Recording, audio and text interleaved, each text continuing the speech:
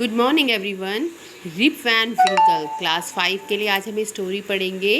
This story is about Rip Van Winkle, a good natured but lazy man who goes away who into the hills and falls asleep. When he awakens 20 years later, Rip finds that quite a few things have changed.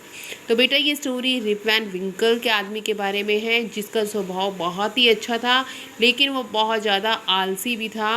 और वो एक बार क्या हुआ कि पहाड़ियों में चढ़ा और वहाँ पर जाके ऐसी गहरी नींद में सो गया कि 20 साल के बाद उठा।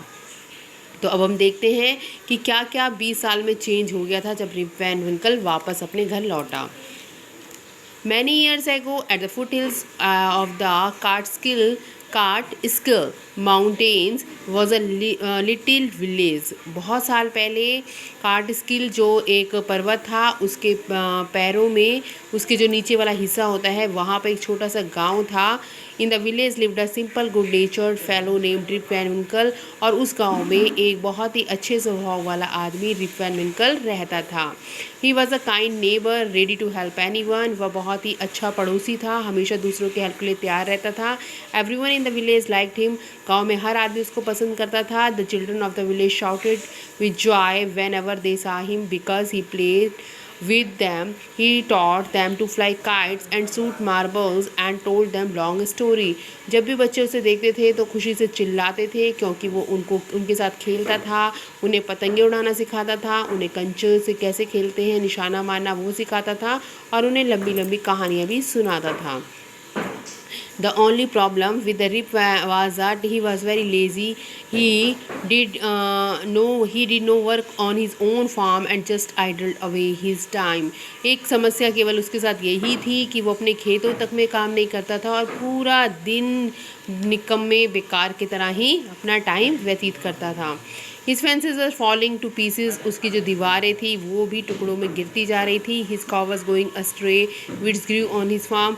और जो गायें थी उसके खेतों में उसकी जो अनाज होता था उसको चरने के लिए चली जाती थी. Rip's constant companion was his dog. और लेकिन रिप का केवल एक ही सच्चा दोस्त था जो उसका कुत्ता था, नेम वुल्फ. उसका नाम वुल्फ था. To avoid work, he would walk away into the forest with his dog. काम से बचने के लिए वो अपने डॉग के साथ जंगल में घूमा करता था. One day Rip just walked on and reached the highest part of the mountains. एक दिन रिप चलता गया और पर्वत के बहुत ऊंचे हिस्से में पहुंच गया.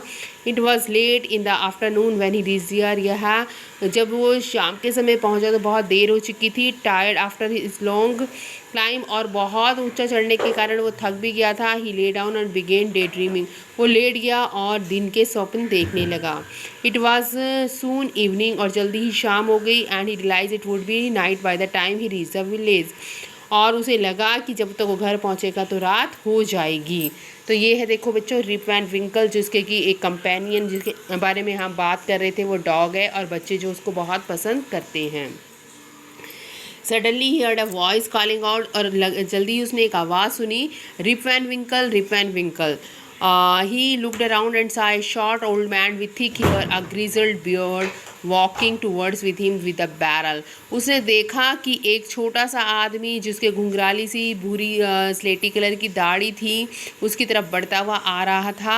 He made signs to help him carry the barrel. और वो उसको उस बैरल को उठाने में हेल्प करने के लिए कह रहा था. बैरल देखो जैसे आपको ये पिक्चर में बैरल दिखाई दे रहा है. Rip hurried to help the stranger who caught his hand tightly. Together they reached a place where there were some more old-looking man.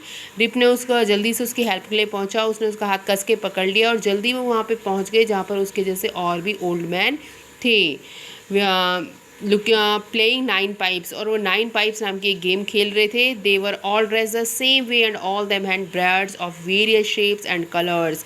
और उन सबके जो ड्रेस थी एक जैसी थी और उनकी दाढ़ियाँ अलग अलग कलर और अलग अलग शेप यानी आकार की थी.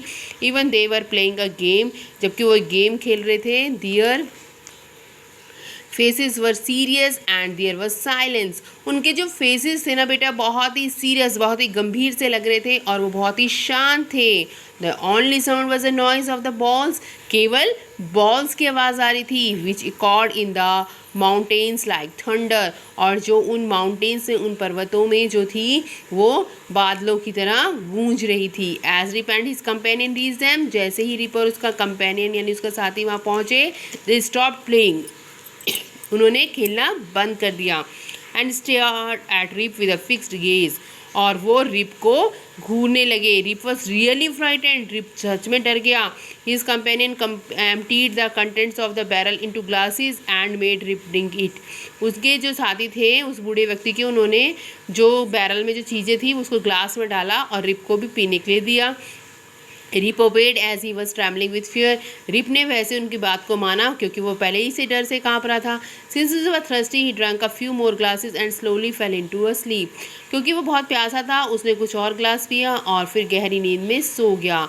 ऑन वेकिंग अप, जब वह जागा, he found that he was at the place where he had first met the old man, उसको लगा कि ये उसी जगह पे है जहाँ वो उस बूढ़े आदमी से पहली बार मिला था। ही रब्ड हिज आइज, उसने अपनी आंखों को रब किया। It was a bright sunny morning, ये बहुत सुबह चमकती थी। Surely I have not slept here all night, उसने सोचा कि पक्का मैं यहाँ रात भर तो नहीं सोया हूँगा। इसे सोचकर रिप उठा। He looked around for Wolf, उसने वुल्फ के लिए इधर उधर देखा, but he was nowhere, लेकिन वो नहीं था।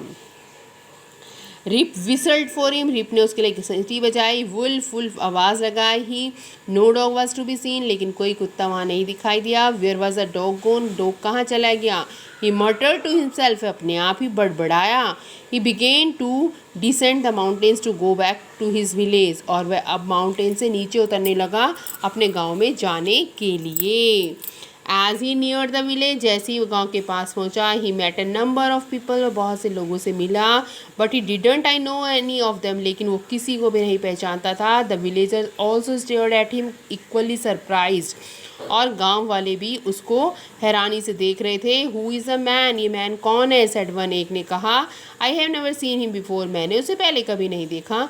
Said another, look at his long white beard and his wrinkled face, इसकी लॉन्ग जो है, लंबी जो है वाइट यानी सफ़ेद दाढ़ी को देखो और झुर्रियों वाला फेस को देखो। On hearing this Rip shocked the his chin and, ये सुनकर रिप बिल्कुल ही स्ट्रॉक्ड हो गया। उसने अपनी चिन को, अपनी ठुड्डी को देखा।